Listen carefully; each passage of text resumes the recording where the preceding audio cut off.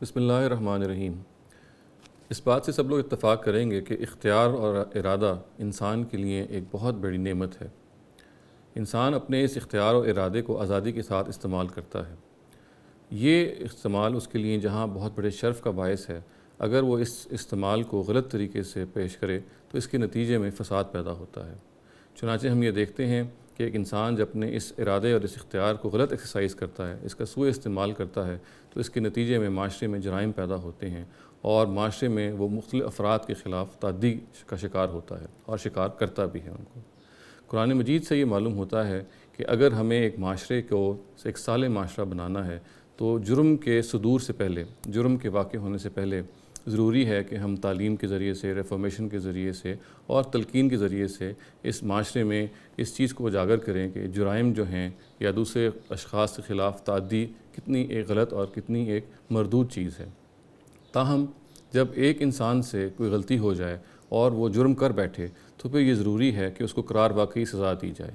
اس سزا کے بارے میں دو رائیں ہو سکتی ہیں کہ اس کا نفاذ کیسے اور کب ہو، تاہم یہ ضروری ہے کہ اس سزا کے نتیجے میں اس کو دیکھا جائے کہ یہ جو خاص طور سے یہ جرم ہے، یہ اس سوسائٹی کے اندر اس کی ترویج نہیں ہوتی، یہ عام نہیں ہوتا اور یہ شائع ضائع نہیں ہوتا۔ اللہ تعالیٰ نے اپنی شریعت میں 5 بڑے جرائم کے بارے میں قانون سازی کی ہے اور ان کی نشاندہی کی ہے۔ ہم اپنے اس سیشن میں ان 5 جرائم کے بارے میں دیکھیں گے کہ وہ کیا سزائیں ہیں جو قرآن مجید نے اپنے ہاں بتائی ہیں اور کہا ہے کہ مسلمانوں کو ان کو نافذ کرنا چاہیے۔ اس سلسلے میں 2 باتیں تمہید ہی میں واضح رہنی چاہیے، اور پہلی بات تو یہ ہے کہ یہ سزائیں یا ان کا جو نفاذ ہے وہ صرف اور صرف ایک اسلامی ریاست کا حق ہے، کسی فرد کا، کسی گروہ کا یہ حق نہیں ہے کہ وہ ان سزاؤں کو نافذ کرے۔ اسی طریقے سے یہ جو 5 بڑے جرائم ہیں، اگر ان کی ادنیٰ صورتیں وجود میں آتی ہیں یا بعض دوسرے جرائم ہیں ان کا ارتکاب افراد کرتے ہیں، تو قرآن مجید نے پھر اس کا ثوابدیدی اختیار ایک ریاست کو دے دیا ہے کہ وہ ان جرائم کے بارے میں کوئی قانون بنا سکتے ہیں اور کوئی بھی سزا تجویز کر سکتے ہیں۔ البتہ یہ ضروری ہے اس میں کہ موت کی سزا کے بارے میں یہ جان لیا جائے کہ وہ صرف 2 ہی شکلوں میں دی جا سکتی ہے۔ ایک تو ظاہر ہے قصاص کی شکل میں، جب آپ کو قتل کے بدلے میں قتل ہی کو دیکھنا ہے، اور دوسری فساد فی الارض کے بدلے میں۔ ان دونوں صورتوں کے علاوہ موت کی سزا نہیں دی جا سکتی۔ وہ جو 5 جرائم قرآن مجید میں بیان ہوئے ہیں ان میں سے سب سے پہلا جرم جو بیان ہوا ہے وہ محاربہ اور فساد فی الارض کا ہے۔ محاربے کا مطلب یہ ہے کہ نبی صلی اللہ علیہ وسلم کی اپنی زندگی میں اگر کوئی شخص ان کے کسی حکم یا ان کی بنائی ہوئی حکومت کے خلاف سرکشی کا رویہ اختیار کرتا ہے تو یہ محاربہ ہے۔ فساد فی الارض کا مطلب یہ ہے کہ ایک شخص نیوسنس پیدا کرتا ہے، وہ لا اینڈ آرڈر کی سچویشن پیدا کرتا ہے، وہ ایک اس معاشرے کے اندر جان، مال، آبرو اور آزادی رائے کو اٹیک کرتا ہے اور اس کے لیے خطرہ بن جاتا ہے، تو ایسے شخص کو ہم فساد فی الارض کا مجرم قرار دیں گے۔ چنانچہ جب چوری ڈکیتی بن جائے، زنا بالجبر بن جائے، اور ہم قتل کو دہشت گردی قرار دیں، اور اسی طریقے سے لوگ ہائی جیکنگ اور مختلف گھنونے جرائم کو سر انجام دیں، تو پھر ایسے اشخاص کو ہم کہیں گے کہ وہ فساد فی الارض کے مرتکب ہیں۔ قرآن مجید ہمیں یہ بتاتا ہے کہ اس طرح کے اشخاص کے بارے میں 4 سزائیں ہیں جو ان کو دی جا سکتی ہیں۔ پہلی سزا تقتیل ہے۔ تقتیل کا مطلب یہ ہے کہ ایسے شخص کو عبرتناک طریقے سے، ایگزیمپلری طریقے سے قتل کر دیا جائے۔ دوسری سزا تسلیب ہے، گویا کہ اس کو سولی دے دی جائے۔ اور تیسری سزا یہ ہے کہ اس کے ہاتھ اور پاؤں کو مخالف سمتوں میں کاٹ دیا جائے۔ چوتھی سزا یہ ہے کہ اس کو علاقہ بدل کر دیا جائے، اس کو ایگزائل کر دیا جائے۔ بادنا تعامل واضح ہو جاتا ہے کہ یہ چاروں سزائیں اپنی انٹینسٹی میں، اپنی شدت میں مختلف ہیں، اور اصل میں یہ وہ اختیار ہے جو ایک حکومت کو حاصل ہے کہ وہ دیکھے کہ ایک مجرم اگر کسی رعایت کا مستحق ہے تو وہ ان میں سے کسی کم تر سزا کا انتخاب کر سکتی ہے۔ اس کے ساتھ یہ بات بھی ان سزاؤں کے بیان کے بعد فرما دی گئی کہ اگر کوئی مجرم آگے بڑھ کے اپنے آپ کو پیش کر دیتا ہے اور اقرار کر لیتا ہے اپنے جرم کا، تو پھر اس کو فساد فی الارض کا مجرم قرار نہیں دیا جائے گا اور اس کو پھر دوسری سزائیں دی جائیں گی۔ دوسرا جرم جس کو قرآن مجید بیان کرتا ہے وہ قتل کا اور جراحت کا ہے۔ اس کا مطلب یہ ہے کہ ایک شخص جو ہے وہ اتنا جری ہو گیا ہے کہ وہ دوسرے شخص کی جان کے درپے ہو گیا ہے۔ قرآن مجید یہ کہتا ہے کہ اس معاملے میں قصاص لیا جائے گا، اور یہ کہتا ہے کہ وَلَكُمْ فِي الْقِصَاصِ حَيَاتٌ يَا أُولِي الْأَلْبَابِ، کہ اے عقل والو، قصاص کے اندر ہی زندگی ہے، معاشرے کی زندگی اسی میں پنہاں ہے۔ اور قصاص کا مطلب کیا ہے؟ قصاص کا مطلب یہ ہے کہ ہم مجرم سے وہ ٹریٹمنٹ کریں، مجرم سے ہم وہ برتاؤ کریں جو اس نے اپنے وکٹم کے ساتھ کیا تھا۔ چنانچہ یہ ضروری ہے کہ قصاص کے اندر برابری کو ملحوظ رکھا جائے۔ اگر ایک شخص جس نے قتل کیا ہے وہ غلام ہے تو اسی شخص کو قتل کیا جائے گا۔ اسی طریقے سے قتل کرنے والا ایک مرد ہے تو اسی مرد کو قتل کیا جائے گا۔ قتل کرنے والی ایک خاتون ہے تو اسی خاتون سے ہی معاملہ کیا جائے گا، کسی اور کو ان کی جگہ پہ قتل نہیں کیا جائے گا۔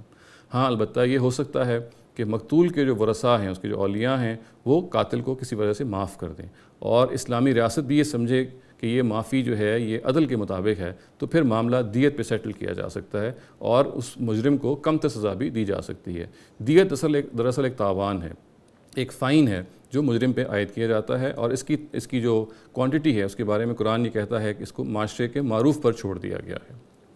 اسی طریقے سے قرآن مجید قتل خطا کے بارے میں، ان انٹینشنل مرڈر کے بارے میں بھی قانون سازی کرتا ہے۔ وہ یہ کہتا ہے کہ اگر جس کو قتل کیا گیا وہ کسی اسلامی ریاست کا شہری ہو، یا شہری تو نہ ہو، کسی اور معاہد ریاست کا شہری ہو، تو پھر اگر وہ معاف نہیں کیا گیا تو پھر اس کو دیت بھی دینی پڑے گی اور ایک غلام کو بھی آزاد کرنا پڑے گا۔ اسی طریقے سے اگر جس کو قتل کیا گیا خطا سے، ان انٹینشنلی قتل کیا گیا، وہ کسی دشمن قوم کا مسلمان فرد ہے، تو پھر یہ ضروری ہے کہ وہ صرف دیت دے، غلام آزاد نہ کرے۔ ہمیں یہ بھی معلوم ہے کہ اب غلامی کا ادارہ ختم ہو چکا ہے، تو چنانچہ بعض علماء نے اس میں یہ اجتہاد کیا ہے کہ ہم غلام کے بجائے کسی قیدی کو بھی اس معاملے میں آزاد کر سکتے ہیں۔ تیسرا جو جرم قرآن مجید میں بیان ہوا ہے، جس کی سزا بھی بیان ہوئی ہے، وہ زنا کا جرم ہے۔ قرآن مجید یہ کہتا ہے کہ زنا کے مرتکب، خواہ کوئی خاتون ہو خواہ کوئی مرد ہو، اگر اس کا یہ جرم کورٹ کی سطح پہ، یعنی کورٹ کی سطح پہ ثابت ہو جاتا ہے، تو پھر یہ ضروری ہے کہ جو ان کو سزا دی جائے وہ یہ ہے کہ ان کو پبلکلی 100 کوڑے مارے جائیں، ان کو پبلکلی ہیوملیٹ کر کے 100 کوڑے مارے جائیں، تاکہ یہ آئندہ جرم نہ ہو سکے اور اس کی حوصلہ شکنی ہو۔ اس کے ساتھ ساتھ یہ بھی ضروری ہے کہ جو مجرم ہے اس کی شادی کسی بھی پاک باز خاتون یا مرد سے نہیں ہو، انویلیڈیٹ قرار دیا جائے، وہ یہ کرنے کا مجاز نہ ہو۔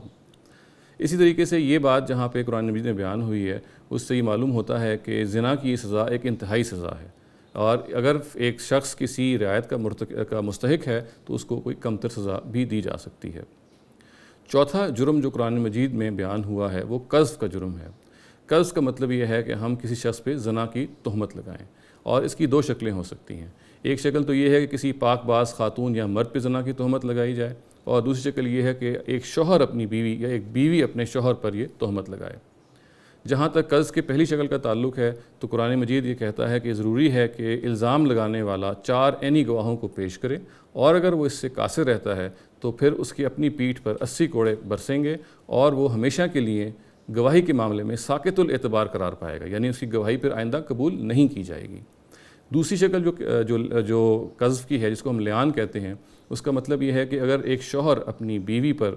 یہ الزام لگائے کہ وہ زانیہ ہے، اور اس کے پاس اس کے لیے کوئی ایویڈنس بھی نہ ہو، اس کے پاس کی کوئی شہادت بھی نہ ہو، تو پھر اس کے بارے میں قرآن مجید یہ کہتا ہے کہ یہ معاملہ قسموں پہ سیٹل کیا جائے گا۔ 4 مرتبہ شوہر جو ہے یہ قسم کھا کے کہے گا کہ وہ اپنے اس کلیم میں کہ اس کی بیوی ایک زانیہ ہے سچا ہے، اور پھر یہ بھی کہے گا 5ویں مرتبہ قسم کھا کے کہ اگر وہ جھوٹا ہے تو اس پہ خدا کی لعنت ہو۔ جواب میں اگر خاتون کچھ نہیں کرے گی تو پھر اس پر یہ زنا کی سزا نافذ ہو جائے گی۔ تاہم جو چیز اس کو اس سے بچا سکتی ہے وہ یہ ہے کہ وہ بھی 4 مرتبہ قسم کھا کے یہ کہے کہ اس پہ اوپر جھوٹا الزام لگایا گیا، اور پھر 5ویں مرتبہ وہ یہ کہے کہ اللہ تعالیٰ کی لعنت ہو کہ اگر وہ جھوٹ بول رہی ہو، اور اس کے نتیجے میں ظاہر ہے پھر میاں اور بیوی کے درمیان میں آخر میں تفریق کر دی جائے گی۔